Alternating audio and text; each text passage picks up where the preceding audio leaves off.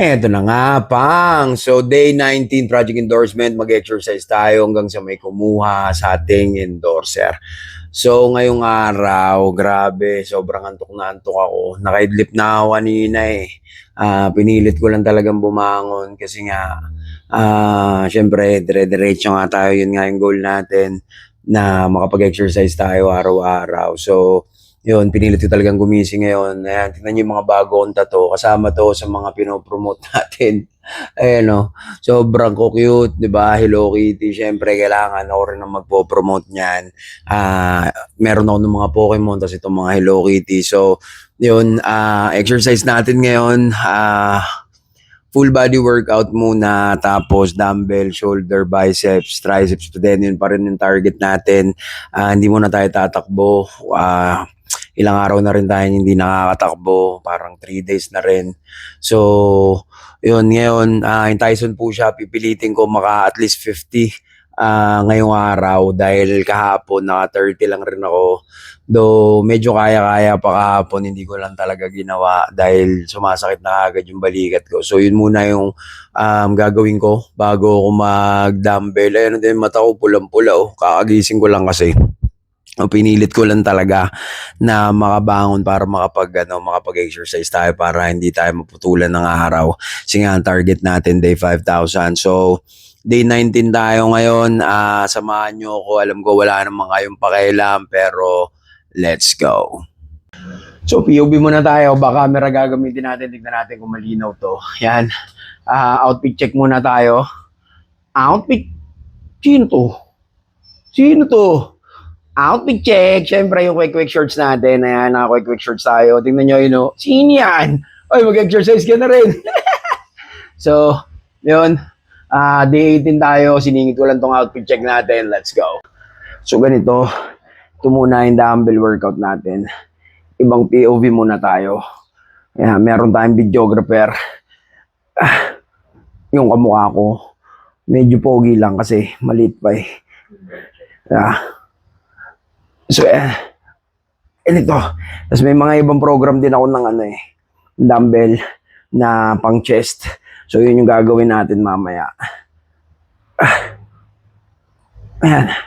Ganito lang muna tayo. Tapos palit tayo. Tyson push-up. Hindi ko na nabilang kung ilan na to. Pero 12 reps lang ang ginagawa ko. Per set.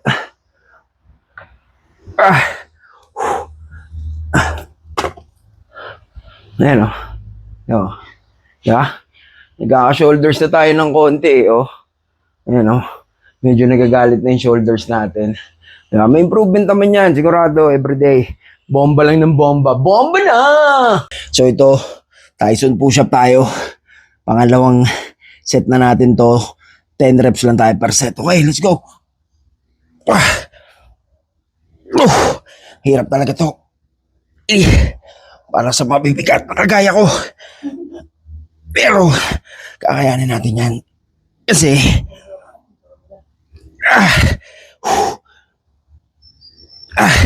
kailangan natin. Last one. Push. Yun. So, ganun lang. Tyson push-up natin. Mag-ano lang tayo ng dire-diretso. Subukan ko mga 50 ngayon. Ang personal best natin is 30. So, yun. Mag-ano lang tayo ng dire-diretso. Rest ng konti mga 20-30 seconds. Tapos biceps. Kumpletuhin lang natin yon. Tapos, okay na rin. Hindi tayo masyado magpapagod. May pasok pa tayo mamaya. Pero, solid workout pa rin naman. So, day 19, let's go. So, day 19, project endorsement. Yan. Nakatapos na tayo ng set natin ngayong araw. Yan, medyo maganda talaga yung ewan ko nakita nyo. Pero, feeling ko naman nagkakaroon na tayo ng medyo maganda-gandang shoulders. Nagkakakorte na, umaangat na ng konti. So, yan. Dire-diretso lang tayo. Solid din yung naging workout ko. Hindi ko na ma-video lahat kasi masyado mahaba. Pero, nag-exercise naman talaga ako. Nasa inyo na lang ako maniniwala kayo kasi hindi naman lahat na nasa social media ito totoo, di ba? Pero ayan, wala pa rin tayong weight reveal, body reveal. So, mga susunod natin gagawin kapag nagtagal. Ang plano ko 30th day. Check tayo nun. So day 19 tayo, 11 days na lang. Tapos tingnan natin. May video ako nung pinakaunang-una, day 1. Tingnan natin kung mayroong pinagkaiba, tingnan natin kung mayroong pinagbago. Sana kahit pa paano mayroon naman pinagbago para at least masabi natin, makita natin na may talagang improvements na nangyayari. So yun, dire-diretso lang tayo. Alam ko wala namang kayong pakialam. Day 18, let's go.